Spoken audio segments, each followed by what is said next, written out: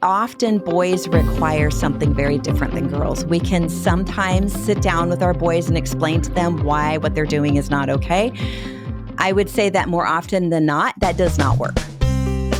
Hey everyone, this is Yvette Hampton. Welcome back to the Schoolhouse Rocked Podcast. I'm back with my good friend Durenda Wilson today, and we're talking about raising boys into godly men. She has a new book out about this particular topic, and you guys can get a hold of it.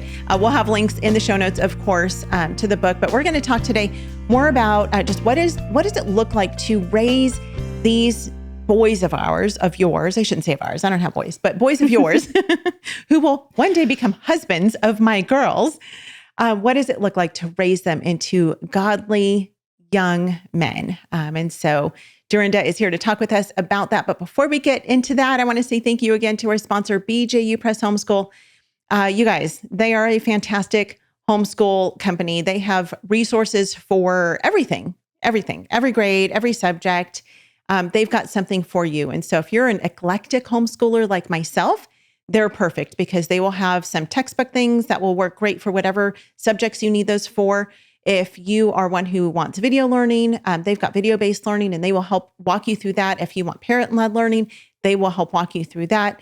If you're a textbook mom and you just want your kids to have textbooks, that's a lot of people homeschool that way. BJU Press has a textbook for your kids for whatever it is you need.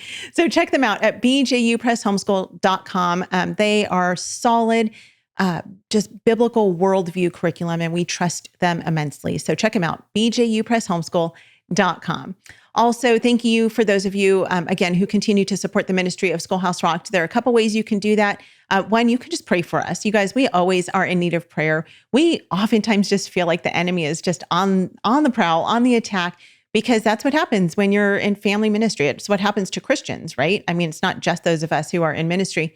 But if you are living your life for Jesus, the enemy sees that as an opportunity to attack. And so oftentimes we find our family in that situation. And so we need lots of prayer, but also prayer that the Lord would use this ministry to be a blessing to so many. I hope you, obviously if you're listening to this podcast, I'm assuming that it's a blessing to you. I hope that it is. But your friends and family as well. So if you have friends or family who would be encouraged by the ministry, would you share with them either the video or the audio, whatever way you're listening or watching, listening to this or watching it, to share that with your friends. That's a huge blessing to us. And then also one other way that you can support us is by leaving a review on whatever platform you're listening to this on. It could be a 5-star rating, or it could be just a written review of why you are blessed by the podcast. We would greatly appreciate that. That really does help others to know why they should listen. So thank you for those of you who do that. Anyway, we are back with Durenda. Durenda, thank you for coming back with us today. I love chatting with you about this stuff. Let's talk about some really practical ways to raise these boys, because we talked about in Monday's episode about biblical godly masculinity. And so how do we raise our boys to be godly and masculine and to just go out into their adulthood in a way that will honor the Lord? Well, I think it starts from the time they're very young. We're going to be talking about the Lord throughout our days and pointing out where we see him working. And we, of course, we're going to be in the Word with them. And the thing that I love about boys is they're very simple. So they love, I think sticking to less words as opposed to more, because that's something that I share in my book, that using fewer words is a lot more effective with boys.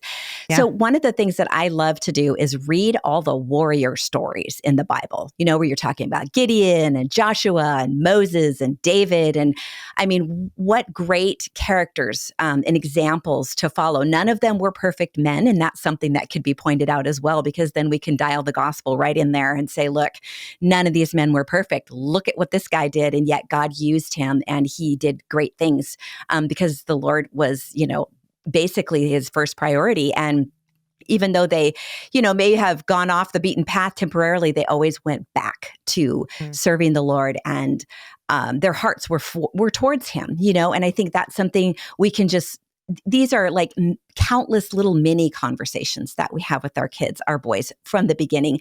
And then also pointing out other examples in real life. When you're out someplace and someone gives you good service, or you see someone working hard, specifically physically, I think it's a really great thing to point out, like, look how hard that guy is working. He is a hard worker. Point out how hard your husband works. I mean, what a great thing, not only to respect our husbands and honor them, but also to kind of build that relationship between our sons and their dads, you know? Yeah. And I realize not every family has a dad in the picture. So look for mentors, look for men in your church, men in your community that you respect, and that maybe you can get them a little bit of time with them. And also making sure that they're, you know, if you don't have a dad in the picture, to be letting them be with men who are godly and respectable. Yeah. And so I think that those are a few ways we can do that. There's that YWAM series as well. I think it's Heroes of the Faith. Heroes Then and Now, I think. Heroes Then and Now. That's what it's called. And there's a bunch of them in there that are wonderful. There's a great devotional series that I loved for our boys by Bob Schultz called, there were 3 of them, Created for Work, Practical Happiness, that was on contentment. And then there was another one, I can't quite think of it right now, but those are 3 really great devotionals that I think moms could benefit from. But at the end of the day, it's going to be, the other real big anchor is the discipline part of how we discipline our boys. Now, often boys require something very different than girls. We can sometimes sit down with our boys and explain to them why what they're doing is not okay. I would say that more often than not, that does not work. It's okay. They do need to understand why at some point, but I think it's real important to really lean hard into more physical consequences, and preferably natural consequences. So that's something where you have to kind of like remember that this isn't about punishment, because our sins were paid for by Jesus. So we're not punishing our sons when we're disciplining them. What we're doing, there's 2 types of training or discipline. The first is, basically consequences for behavior that is not okay, especially repetitive behavior that continues. I'll give you just a really quick example. It's a simple example. Our boys used to come up from the basement and they wouldn't close the door. Well, then all the heat from the basement would come up and it'd be cold downstairs and we'd be wasting all this heat. So we kept telling them, shut the door, shut the door, shut the door. They weren't listening. They weren't getting it. So I finally, every time they came up and did not shut the door, I said, go back to the door and close it quietly 20 times. And because the other habit was slamming it. So close it 20 times. So just repetition. So, and then the other kind of training is more like training for the future. So an example of that would be where a dad calls his son out to chop wood with him. And the son's saying, well, did I do something wrong? Is that why I have to come out and chop wood with you? And he's like, no, you didn't do anything wrong. But basically what he's doing is calling him to work alongside of him, strengthening him, showing him skills, working with him to build that work ethic and that perseverance and resilience and all of that in him. So those are 2 different types of discipline, but they're both required. So one is more forward thinking, recognizing that, okay, this is something he needs to build skills in. And so we're going to purposefully have training sessions to do that. And the other is, okay, he's not getting this. So we're going to repeatedly do the thing that he's supposed to do. He needs to do it repeatedly. And that could be an action. It could also be words. Sometimes just getting my boys to not have a comment about, like a commentary every time I told them to do something. I finally was like, what I would do is just say, yes, mom. Yes, mom. Girls do that too. Girls do that too. But boys, there's something about the mother-son relationship, especially as they're getting into the teen years. They want to cut those apron strings all of a sudden. And all of a sudden they want to lead. I found myself in that situation so many times where all of a sudden I realized I wasn't actually in charge anymore. One of them or more had taken over and they were kind of telling us all what to do. And so I had to take it back and say, look, listen, boys, I love that you want to lead. I love that that is part of how you're wired, how God has made you. And someday he's going to use that and you're going to have a wife to lead and children to take care of and a household to provide for. This is not that day. And I am not that wife. I said, I already have a husband and you're not it. Right. And so then I would just tell them, look, okay, right now you're in training. So at this point in time, what's needed is for you to respect me and to honor me and do as I've asked you to do and to do it respectfully and quickly, follow through right away. And then, of course, my husband always backed me up, whenever he got home or was around. And I think that's super important too. Husbands, you gotta back up those wives. And my husband was really good about not letting them be disrespectful to me either. And I did the same for him. And I remember at one time, one of our boys called me bruh. And I immediately nailed that right away. I said, I am not your bruh. I'm your mom. So, and that was the end of it. I never heard that again. But That's even so to this day, it's hysterical because if they see me even starting to get like in mom mode, they're all like, what's going on? So there's still that respect is still there. You know, I always say that they care the right amount. Like they care just the right amount. It's where the respect is still there, but they're still men. They make their own decisions. Sure. They care what I think, but not more than they should.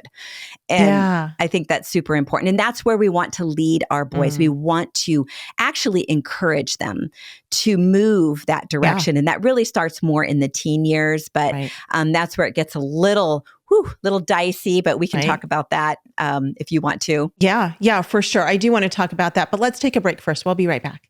We want to thank all of our sponsors for making this show possible. BJU Press Homeschool, CTC Math, Apologia, and Summit Ministries. Without them, we wouldn't be able to do this. Visit the show notes for links to these great companies and thank them for supporting the Schoolhouse Rocked podcast. We are back with Durenda. Durenda, I want to back up just a little bit because you talked about in the beginning of this episode, like, when we're starting to train our boys to be godly men, it starts young, right? It starts when they're really little. And I wish there are so many things, and every single parent on the planet, I'm sure, has these thoughts. There are so many things I wish I had done differently. And I've always really tried to be an intentional mom. I've always prayed through parenting. Garrett and I have prayed through it together. Like we've really worked hard to be the best parents that we can be, clearly not perfect because we're sinful human beings, but we've really worked to raise our girls up in the way that we should. But I even still, there's things I look back on. I'm like, oh, I wish I had done that differently. I really regret that decision, or I really regret allowing my girls to do that specific thing, or whatever it is. Right. So if there's parents listening to this and maybe they're like, we kind of messed up in the beginning. Like we gave them too much freedom, or we didn't do the training and discipline that was necessary. And now they're into like these middle school or teen years, and they feel like they've lost their boys, or like they're maybe losing their boys. How can they bring it back? And then I want to kind of transition that into, as you mentioned before the break, those teen years where you're letting go of them. So I'm almost talking about both things. Like, how do you bring it back and hold tight to them, but then let them go at the same time?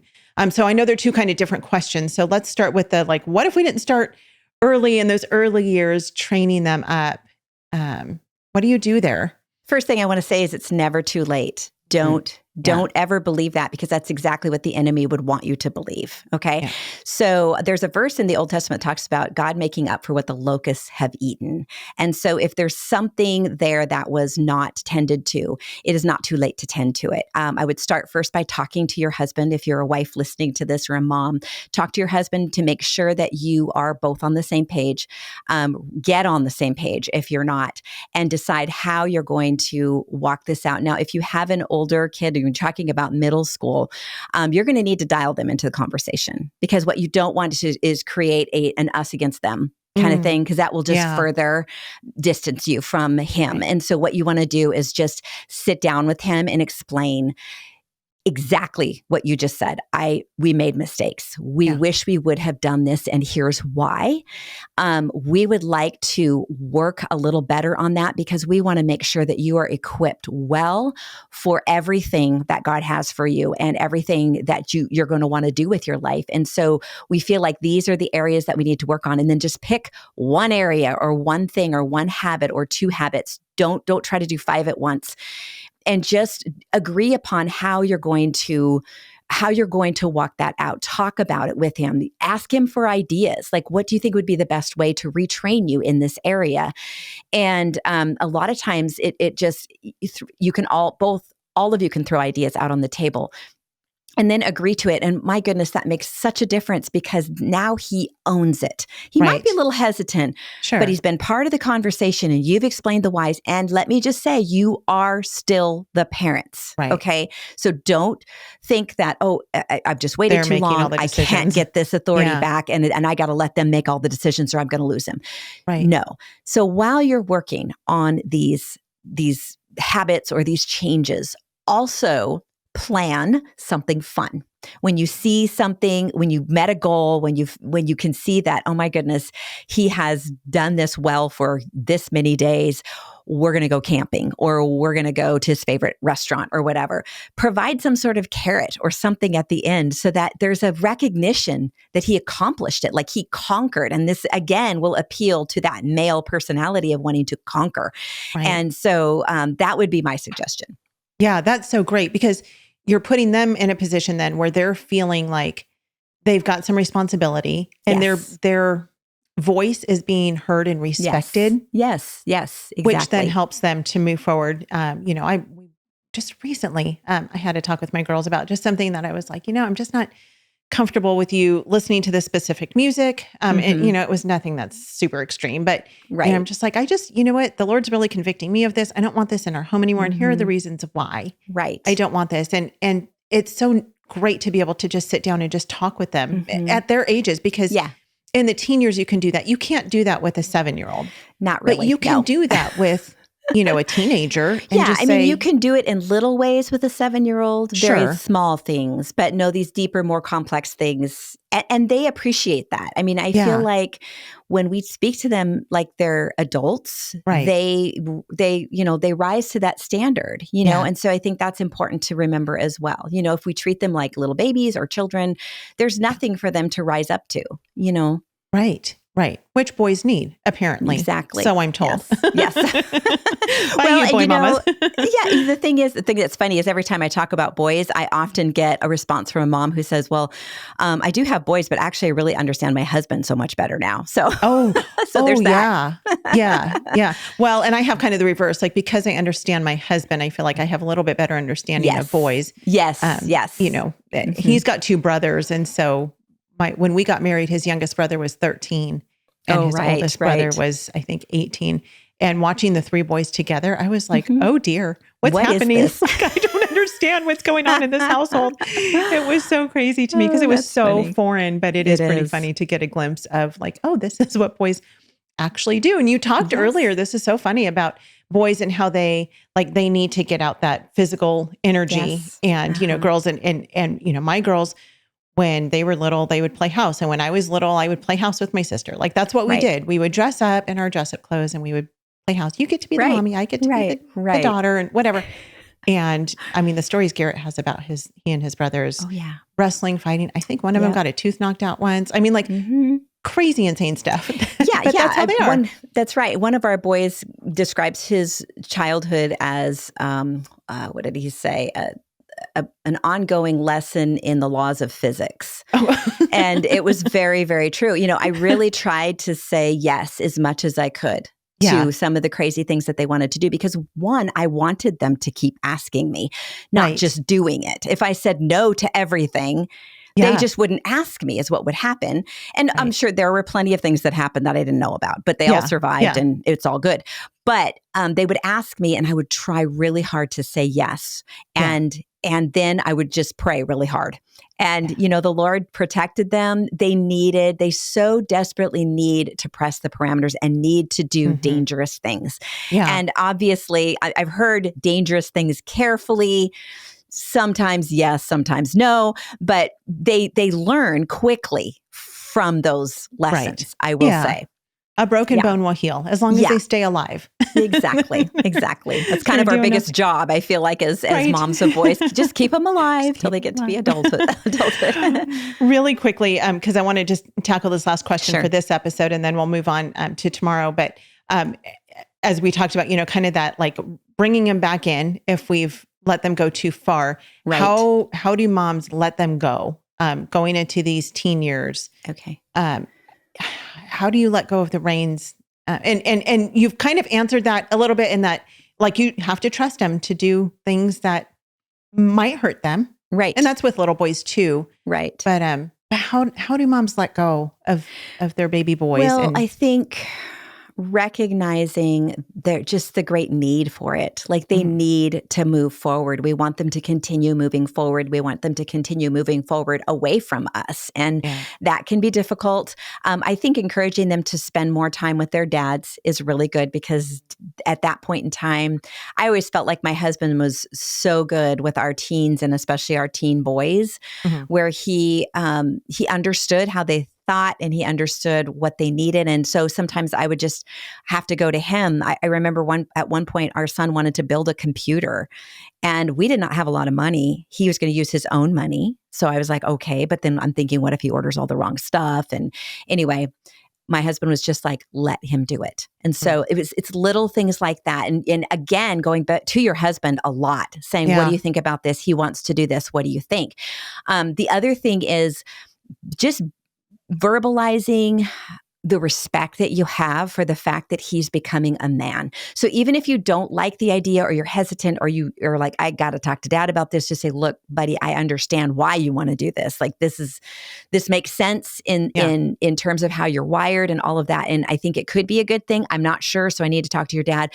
So they just that level of respect will go so far. And just encouraging them to own everything. They own their responses to you. They own their schoolwork as much as possible. Where we're backing off more and more and more. And we're saying, this is your deal. When my kids got to the point where they were getting ready, they were middle school, getting ready to go into high school, I told them, look, I'm not going to hold your hand through high school. We're going to go over the credits, what you need to do, what you need to earn. And we can talk about how you're going to do that because there's a lot of different options when we're homeschooling. We have that flexibility. And I want to do it in a way that works well for you. But there's some things you're just going to have to gut through. But I'm not going to hold your hand and you're going to have to be accountable. And you're going to have to keep a record of what you're doing. And so I turned more and more of that over to them as they got into high school. And they responded really, really well to that. And especially the boys, they loved the independence. And I would say, again, starting young in terms of schoolwork, let them do as much as they can on their own. Girls are more relational. Boys can be relational, especially early on, and that's okay. That's good. You can do stuff with them. But I think that it's also important for them to be able to do it on their own. So just encouraging that independence. Yeah. That's really good. And the great thing about homeschooling is that you're still there for them. Absolutely. It's not like you're like, best of luck to you, kid. No, I remember I would be working in the kitchen and I would look into the family room and I would check their faces while they were doing their schoolwork to see how they were doing. I could tell by their expressions. Yeah. 9 times out of 10, when I felt like, okay, they're really getting frustrated, I'm going to go over there and offer my help because they're not asking for it. This was the boys. I would go up and say, hey, do you want some help with that? 9 times out of 10, they would say, no, I want to do this on my own. Yeah. Because they had to conquer it. Okay. And then I just walk away. Don't take it personally. That's another thing. You just to be careful not to take those things personally. I remember when our oldest son was about 4 years old and he had the stomach flu and he's laying by the toilet in the bathroom. And I was just trying to be the nurturing mom. I kept checking on him like I would have his 2 older sisters, right? He's the first boy in a slew of boys. So I'm still figuring this out. I go in there and I say, hey, Jake, do you need anything? I kept asking. Finally, he looks at me and he said, I need you to leave me alone. And then I realized he just needed to gut this out on his own. And he was a guy and he was different and he needed to do that. Yeah. So I had to walk away and not let my feelings be hurt by that. That's so fun. And that's such a good point though, Durenda, of just not being hurt, not taking it personally, because I would probably be one who would take it personally because one, I'm a girl. But Right. also, like, my girls are the complete opposite. I mean, they're the ones that, if I give them Yes. something to do, like, they can work independently. I mean, they're doing schoolwork right now while we're Right. recording. Right. But if I go and say, hey, do you want me to help you with that? Or they both be like, yeah, for the Right. most part. Yeah, let's do this together. It's the relationship thing. It's because they want to Exactly. sit together side by side. Lacey can read her science assignment, but Right. she likes it when I sit and read it with her. Right. Like, it's just so much more fun. We snuggle up on the couch. We have our tea. We have our blankets. Like, it's, boys don't want to do that stuff. And Well, it is so sometimes they different. do when they're Sure. younger. Like, there's this age bracket around 5, 6, 7, Yeah. maybe 8 at the most. They're kind of like they like that. They enjoy that, Yeah. but they do grow out of it. And I think that's the point we need to make, is that Right. at some point it's not a snuggle thing anymore, Right. and that's nothing personal. So Yeah. Oh, that is such a good point. I would not have even thought to make that point, but it is. So, and this is why you're here today, Durenda, to help us. And it's why you've written your book, Raising Boys to Men. This is Durenda's new book. It is now out. You guys can get a copy of it. Go to her website, durendawilson.com, right? Is that the right website? durendawilson.com. Right. We'll put that link in the show notes to make it easy for you guys. It's a great book. As she says, it's a simple, mercifully short book on raising and homeschooling boys. And so she talks about homeschooling too, which we're going to talk about in the next episode. So stay tuned. Stay tuned to the end to hear a clip of what we're going to be talking about next. Have a great rest of your day, and we will see you back here tomorrow. Bye. Education is discipleship, and this is something I didn't understand until I was probably 3 years into homeschooling. The Bible teaches us in Luke 6:40 that when a student is fully trained, he will be like his teacher. And as we look around the culture right now, I think it begs the question, who is teaching our children? Who is teaching our children, and what are they teaching our children? And to me, the primary benefit of having my children home with me is I am able to impart my worldview to my children.